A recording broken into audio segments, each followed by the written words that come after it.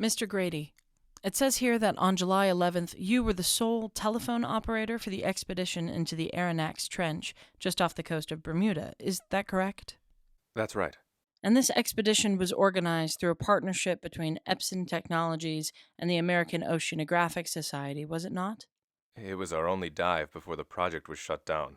Our funding from the Oceanographic Society was pulled after the incident. You're referring to the death of the bathysphere pilot, James Marlton? I am. As you know, Mr. Grady, this has been an ongoing investigation for the better part of a year. In that time, the Annapolis Police Department has taken statements from every attorney and legal team of the companies involved with the Aronnax Trench Project, including Epson Technologies, but the key details of the accident are still a mystery. I'd like to hear the story from someone who was on board the day it all took place. So you want to know what really happened to James Marlton? I want to know the truth. The truth. Very well. I'll tell you the truth. But Officer Burton, I think you'll have more questions than answers once you know the story. Walk me through it, from the beginning. We were a 7-man team. 1 pilot, 4 cable operators, a medical doctor, and myself. Marlton was the only man inside the bathysphere, while the rest of us were stationed on board the ship. The retired naval yacht, if I'm correct. I've been told a small outside crew was hired to operate it. That's correct. Epson Technologies wanted as few people directly involved as possible, so the yacht crew was kept on a need-to-know basis. Tell me more about the bathysphere, model W110. We called it the Willow. It wasn't much bigger than a ball turret, but it could withstand pressure beyond what any other craft was capable of. Most of us figured it was indestructible. And it was self-propelled? No. It was made to be lowered down on a winch attached to the yacht. Along with the main cable, the winch also held the power cable and the telephone wire, which Marlton and I used to communicate. The only controls it had were of the exterior floodlights, which could be switched on from the inside. What else could it hold inside? I assume Mr. Marlton was well equipped with supplies. There wasn't much need. The dive wasn't expected to take longer than a day. Besides Marlton himself, the Willow only held a thermometer, a depth gauge, 4 tanks of oxygen, and the telephone box. No food, water, or medical supplies? As I said, the dive wasn't expected to take long. Take me through it, then. How did the dive begin?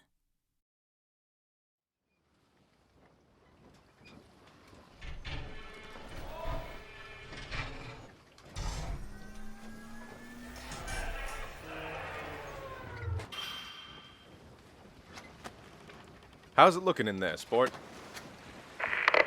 Just enough room to make history, Vern. I'm all set when you are. All right, boys, lock him in.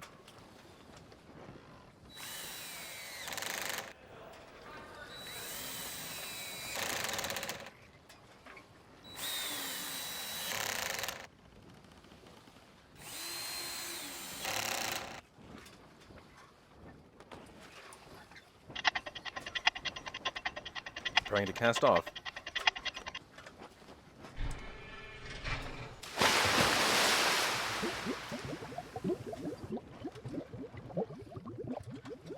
Beginning descent.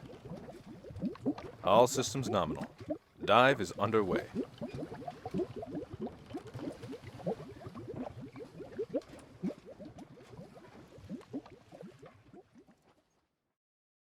Things ran smoothly for a while. The cable crew kept the winch steady. It didn't take long for Marlton to pass into the midnight zone. I'm sorry, the midnight zone? The last stop before the abyss. The ocean has levels, Officer Burton, starting with the sunlight zone and ending with the hadal, in layman's terms. The deeper you go, the darker it gets.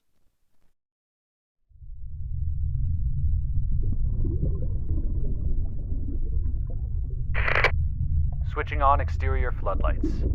Temperature reading at 39 degrees Fahrenheit. Getting colder now.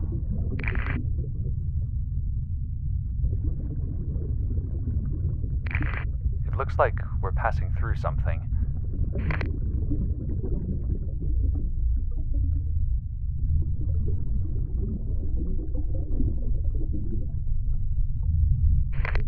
Just a school of krill. Looks like they might be benthaphasia. They're moving by too fast to tell. The clouding up the lights pretty good.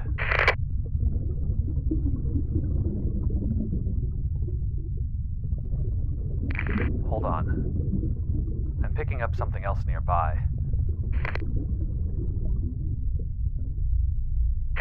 I think we've got something big. Might be a whale. It's too far out of my light.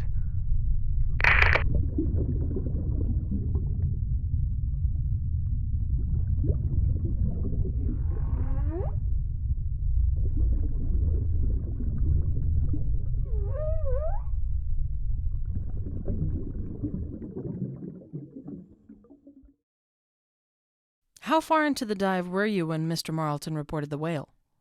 Just under an hour and a half. And how would you describe his demeanor at that point? Did you notice any changes? Anything out of the ordinary? No, he was calm. Maybe a little excited, but we all were. All right. So, Mr. Marlton passed through the midnight zone without much trouble. What happened after that? We kept him going. Down into the abyss.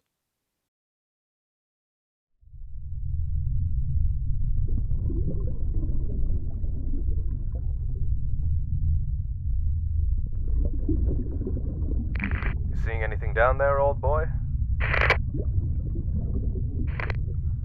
Not much. Caught sight of a jellyfish earlier, but he didn't stay in the floodlights for long. I can only wonder if most of the other fish are spooked by the light. Can't imagine they've ever seen something like the willow before.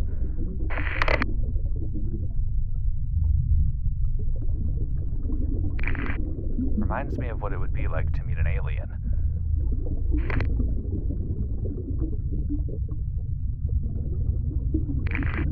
Something is coming into view. Hard to tell what it is, but it seems to be translucent. The floodlights are shining right through it. I'm going dark for a minute.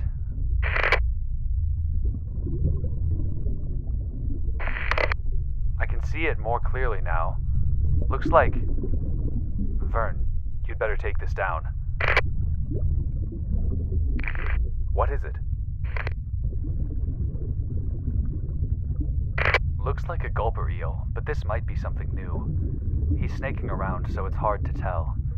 The jaw and tail proportions look about the same, but he's pure see-through, some bioluminescence, mostly pale blue spots around the mouth.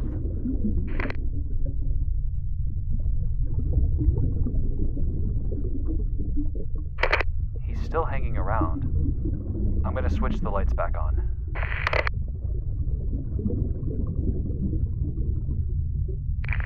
There, he swam off now. Do you see any more of them? Nothing else right now. If anyone finds one of those again, they better name it after me.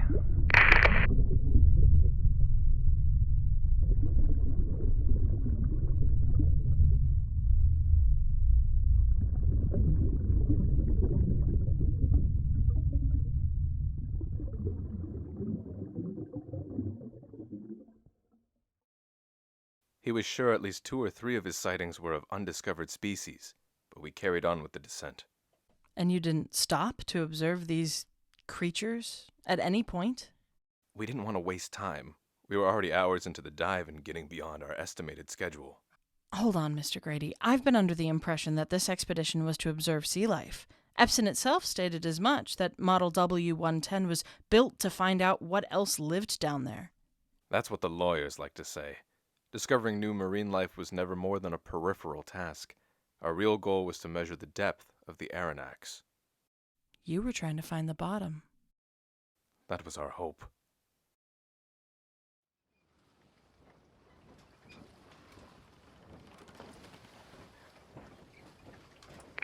"12,000 feet now. Temperature's normal. How are you holding up in there? I could use some extra legroom.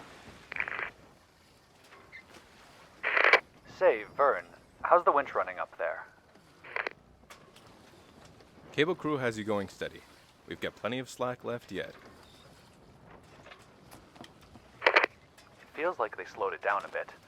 You mind checking with them? Yeah, sure thing.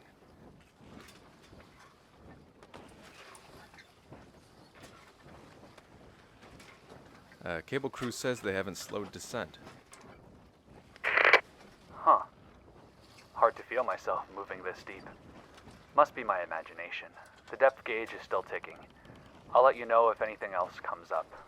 Can't see much of anything now, even with the lights.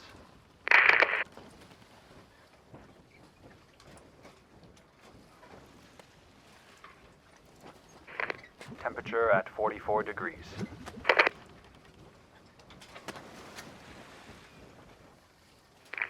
Temp rising. Entering the mouth of the trench.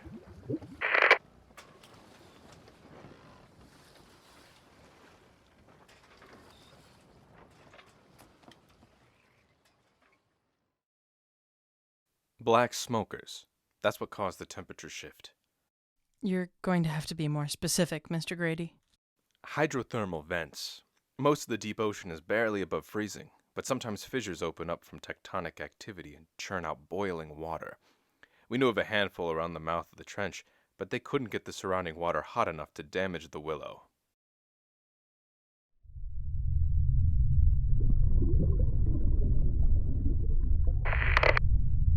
We're inside. Keep an eye on the line up there. These walls look like they're narrowing.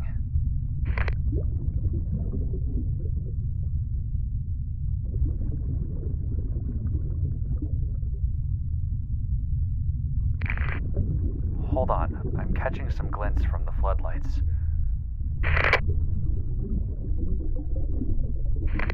There's some type of coral along the walls. Looks almost like webbing. The tips are reflecting like glass. Might be worth taking a closer look at on the ascent.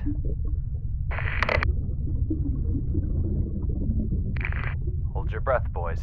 We're on the home stretch.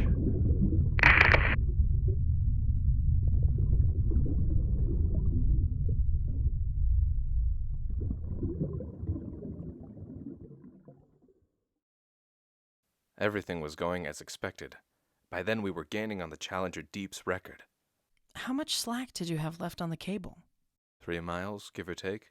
The total cable length was 10. That's impossible. And not for Epson Technologies. Don't ask me how they did it. All I know is that the spool was the yacht's main payload. Tell me where things began to change.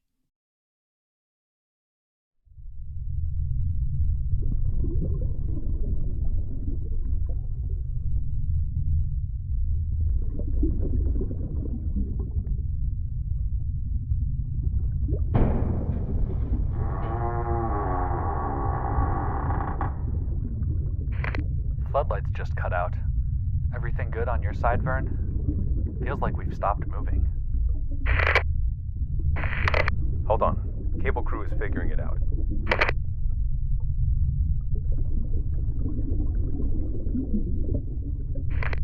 Looks like the winch seized up.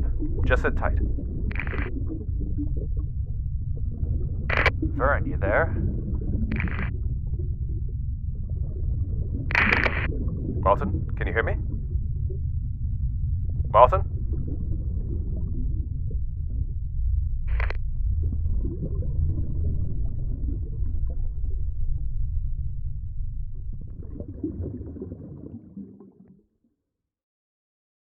Sounds like something went wrong with the telephone. Only on one end. He couldn't hear me, but I could still hear him. Why didn't you stop the dive then? We considered it, but protocol was to resume operations except in a case of emergency or major equipment failure, and we were getting close. Cable crew didn't take long to fix the winch. We figured if there were any emergencies, Marlton could still alert us, so we resumed descent.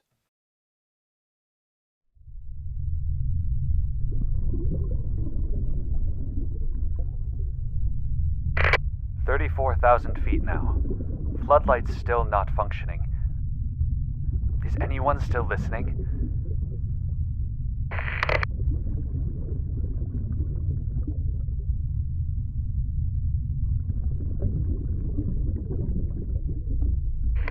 There's a light outside. It's small, looks like a bulb. Getting closer.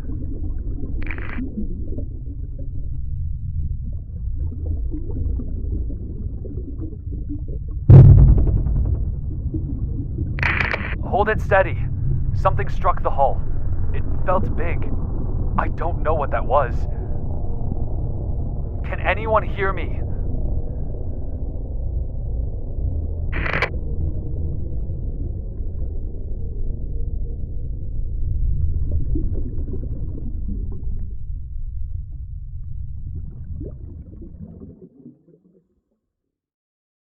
You're telling me something collided with the willow?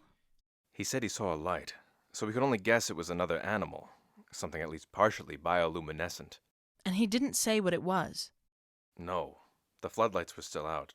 I don't imagine he could have seen anything. Probably couldn't even see his own hands in front of him. He must have made some sign of distress, some call that he wanted to be pulled back up. He only reported that the willow was undamaged. There was no SOS. He didn't say much of anything after that.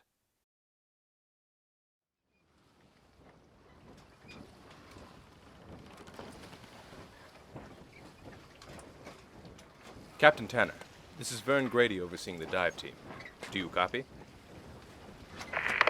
Copy, Mr. Grady. This is Captain Tanner. What do you need? Say, do you have an electrician on your crew? We've had a malfunction with the telephone, and our boys are at a loss.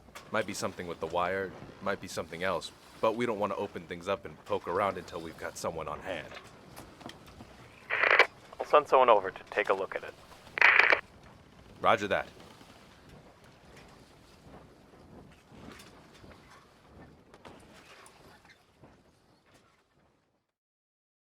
It didn't take too long after radioing the captain for his man to show up. He rolled out the wire pretty quick, but it looked like something had detached inside the receiver on our end. Bad soldering, I guess. How long did it take to fix? With the tools we had, maybe close to an hour. And Marlton was down there in the dark for that entire time? Jesus.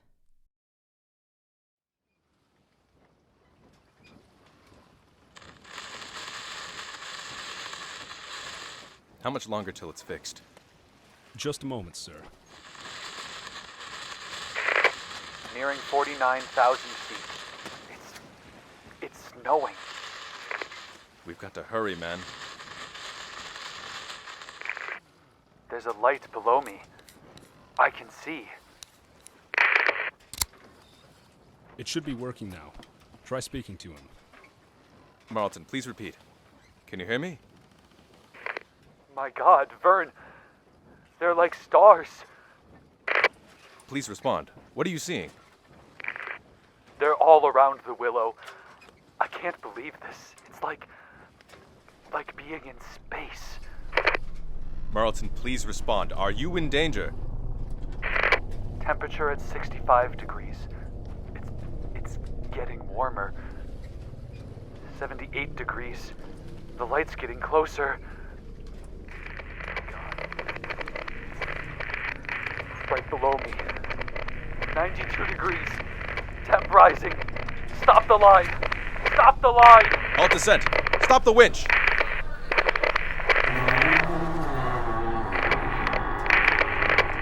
The sun's pulling me in.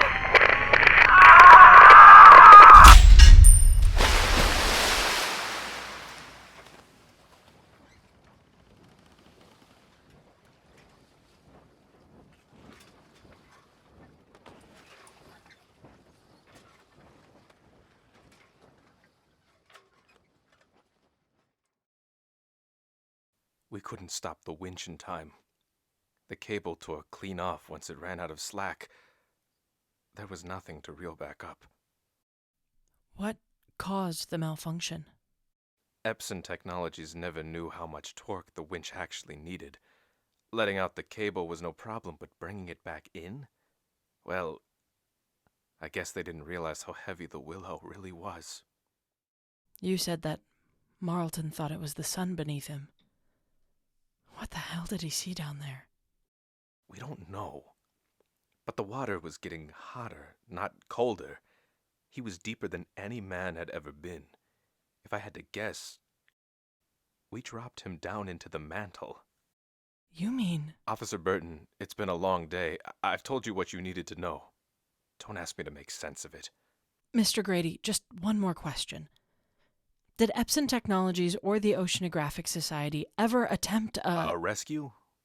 There must have at least been some attempt to retrieve the Willow. Officer Burton, I hope no man is ever sent down into that trench again.